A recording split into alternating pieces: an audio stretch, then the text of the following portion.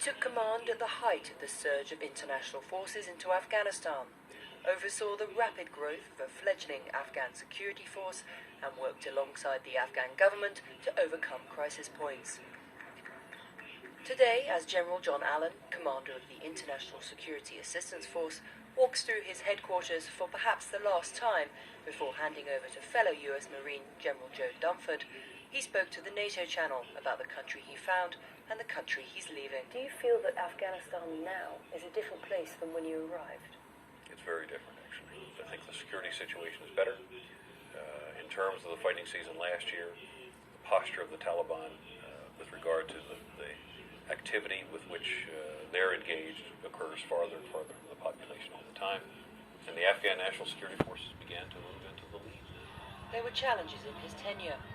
Widespread demonstrations took place after the burning of religious materials in February last year, and the threat of insider attacks when Afghan forces turned their weapons on their comrades and mentors loomed large. You called insider attacks the signature attack of the insurgent. Does the continuing threat of these undermine the progress of the Afghan National Security Forces? It is a real challenge to us. Every single one of these is a tragedy. Every one is a tragedy. And I won't be satisfied as long as a single one of these attacks occurs. What we have to do is take those measures necessary to protect our force, partner with the Afghans so that they understand that they have an obligation to work with us in this regard, and we then partner with them to help them. We came out here today together to spend time with you, to ask you for your patience and your forbearance, to remind you who you are, to remind you that we're all together in this. Not just ISAF, but Afghanistan as well. The cost of the war has been high. Many nations have lost their soldiers here. What can you point to show the world their investment's been worth it? Well, there's been tremendous accomplishment. It's an Afghanistan that can send young girls to school, who can grow up to be lawyers or doctors or engineers. It's an Afghanistan that can provide security to itself. It's an Afghanistan that ultimately can exploit those natural resources in the context of a democracy to become the central power in Central Asia.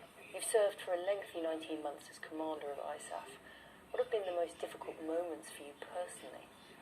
You know, the empty chairs around the tables. The troops who will never recover from their wounds. It's worth it.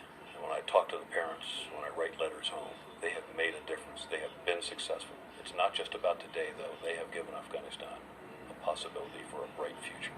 That has made this campaign worth it.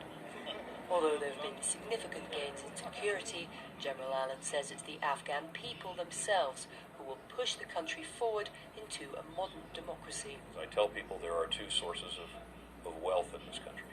You've got that which is underground, and increasingly you have that which is the human wealth of this country. And as we continue to educate the young Afghan population, who see themselves first and foremost as an Afghan and not necessarily with a tribal affiliation or an ethnic affiliation. As you see that increasing over time, that is, I think, the signature outcome of this campaign. An Afghanistan that has its eyes fixed on the future because it can. This is Ruth Owen for the NATO channel.